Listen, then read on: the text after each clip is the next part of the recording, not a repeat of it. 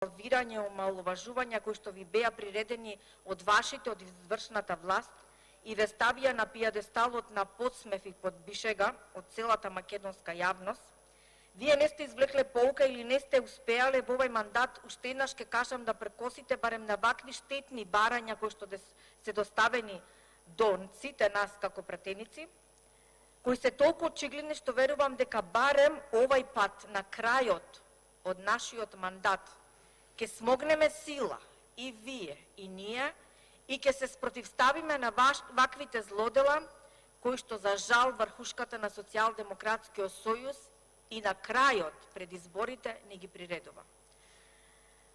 Нанесува огромна штета, првенствено врз правосудниот систем од земјата и испраќа една многу лоша порака до граѓанството дека и со закон може да се озаконат криминалите на поединци, посебно ако тој поединец е претходен градоначалник во повеќе мандати, претходен премиер и лидер на политичка партија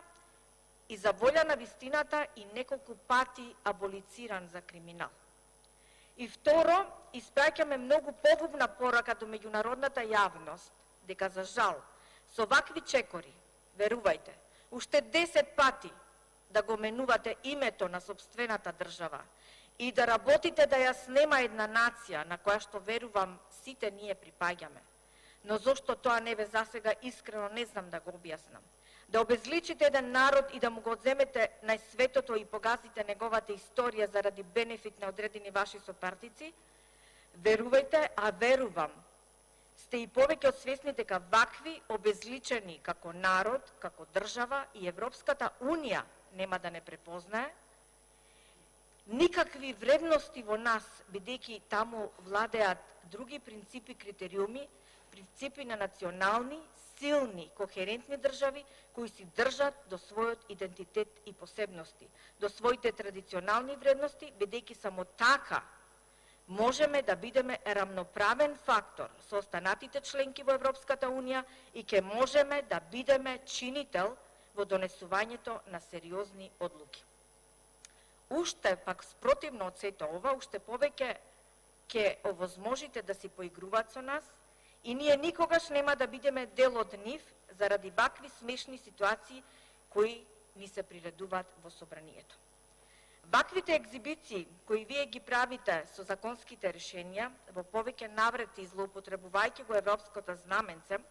во случај тврдејќи дека ова е последниот критериум за добивање на датум за преговори, што не е точно, е и голема лага, исто толкава голема како и она со која го лажевте народот за наводно добиениот датум за преговори. Преку вашето произволно толкување на пораките од релевантни меѓународни институции, како што е Венецијанската комисија, на начин на кој исклучиво само вам ви одговара и секако на толкување на изјавите од амбасадорите, кои секако потенцираат во нивните изјави. Да, треба да се донесе закон за јавно обвинителство, но треба да се внимава каков е текстот во тој закон и уште повеќе начинот на кој што истиот се носи. Професорката по уставно право, која не се одважи и која очигледно се срами од едно вакво законско решение која што му го носи во парламентот,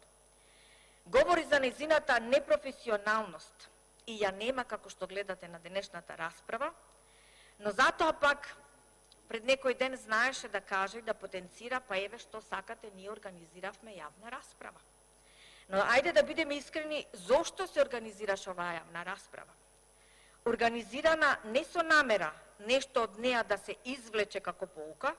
туку да може да се амнестира, барем во тој дел, дека еве се овозможи и широката јавност или стручната јавност да си земе своето учество, додека нивните забелешки, како што гледате, почитувани колеги, останаа само мртво слово на хартија. Професорката по уставно право, Десковска, ги погази нејзините колеги по уставно право, кои дадоа сериозни забелешки по законското решение, кое на пленарна седница, замислете, го испратија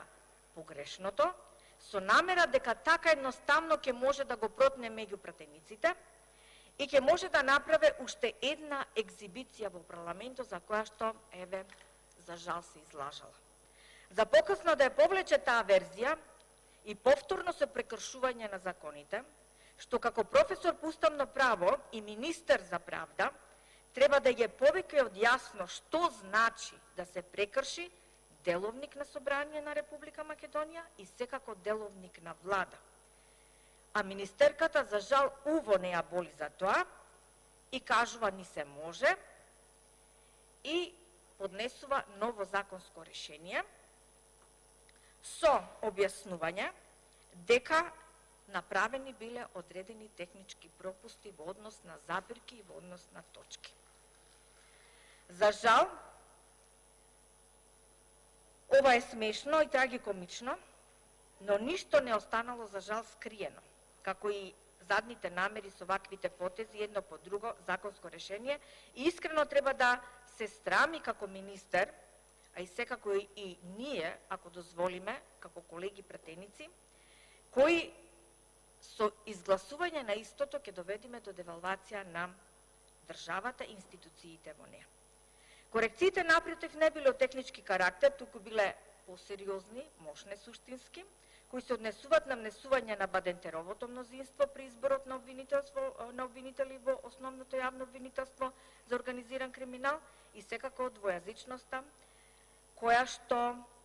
како што и самите знаете, согласно препораките од Венецијанската комисија и не треба да се случи.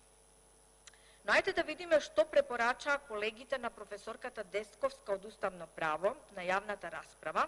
која што одржа една таква лекција и одржа на професорката, и искрено мене ми би било срам и би одела со наведната глава пред нивните критики,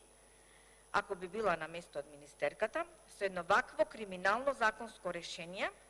кој што покажа колку министерката Десковска не е доследна на функцијата која што ја извршува и дека Десковска токму е поставена на тоа место со точно одредена цел, а тоа е да донесе законски решенија кои ги озаконува сите криминали на ова криминална власт, за да можат да бидат и побогати и понедопирливи. Професорката Силјановски посочи дека за едно законско решение е многу важно процедурата низ која што истото е искреирано и на крајот е донесено. И Силјановска вика дека процедурата е гаранција за демократијата.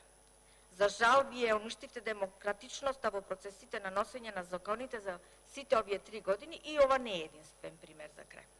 За жал. И за крај, бидејќи немам време, дајте, ве молам да ја послушаме стручната јавност, да го повлечеме ова законско или да го повлечеме. Благодарам. Истото нека добро се одработи и нека биде донесено од следниот парламентарен.